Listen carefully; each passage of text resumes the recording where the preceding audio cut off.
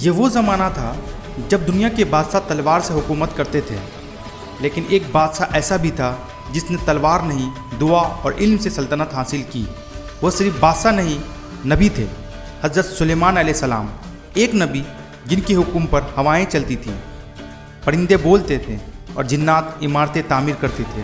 حضرت سلیمان علیہ السلام حضرت داؤد علیہ السلام کے فرزند تھے۔ بچپن ہی سے ان میں فہم و فراست اور عدل کی نشانی تھی۔ ایک دن دو عورتیں اپنے جھگڑے کے ساتھ آئیں۔ دونوں ایک بچے کی ماں ہونے کا دعویٰ کر رہی تھی۔ حضرت داؤد علیہ السلام پریشان تھے۔ سلیمان علیہ السلام نے کہا، میں فیصلہ دیتا ہوں اگر آپ اجازت دے تو۔ انہوں نے کہا، تلوار لاؤ، میں بچے کو دو حصوں میں تقسیم کر دیتا ہوں۔ ایک عورت فوراً بولی، نہیں، بچہ اسے دے دو، وہی اس کی ماں ہے۔ تب سلیمان مسکرائیں، یہی اس کی اصل ماں ہے۔ قرآن کہتا ہے، ہم نے وہ معاملہ سلیمان کو سمجھا دیا۔ وقت گزرتا گیا۔ جب سلیمان علیہ السلام تخت پر بیٹھے، اللہ نے انہیں ایسی بادشاہت عطا کی جو کسی کو نہ ملی۔ ہوا ان کے حکم پر چلتی، جنات ان کے محل بناتے، پرندے ان کے پیغام رساں بنتے تھے۔ پھر قرآن کہتا ہے، اور ہم نے ہوا کو سلیمان کے تابع کر دیا جو اس کے حکم سے چلتی تھی۔ ایک دن سلیمان علیہ السلام نے پرندوں کی صف دیکھی تو پوچھا، ہدہد کہاں ہے؟ کیا وہ غیر حاضر ہے؟ کچھ دیر بعد ہدہد آیا اور ایک غیر معمولی خبر لایا۔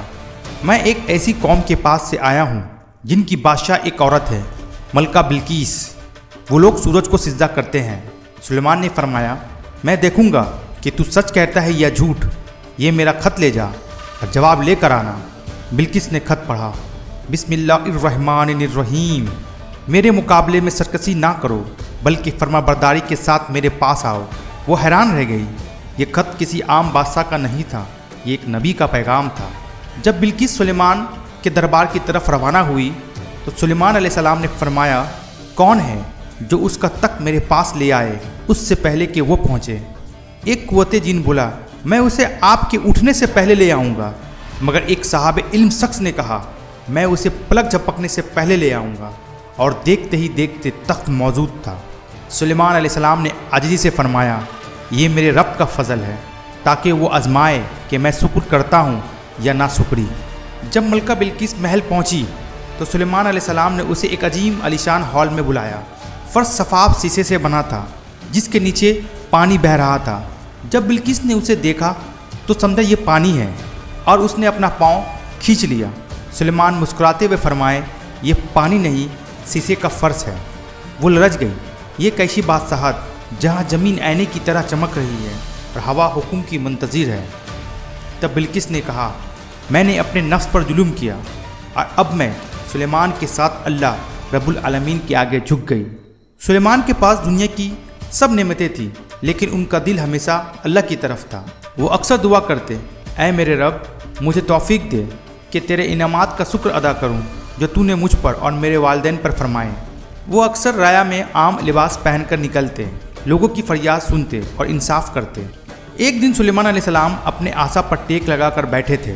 دن گزرتا گیا، یہاں تک کہ عصا دیمک کھا گئی اور وہ زمین پر گر پڑے۔ تب جنات کو معلوم ہوا کہ سلیمان کا وصال ہو چکا ہے۔ قرآن فرماتا ہے، جب ہم نے اس کی موت کا فیصلہ کیا تو جنات کو اس کی خبر نہ ہوئی، یہاں تک کہ زمین کی دیمک نے اس کا عصا کھا ڈالا۔ وہ بادشاہ جس نے جنات کو حکم دیا، ہواؤں کو قابو میں کیا اور پرندوں سے گفتگو کی، آخرکار خود خاموشی سے جھک گیا صرف ایک رب کے سامنے، کیونکہ بادشاہت دائمی کسی انسان کی نہیں بلکہ صرف اللہ کی ہے۔ سبسکرائب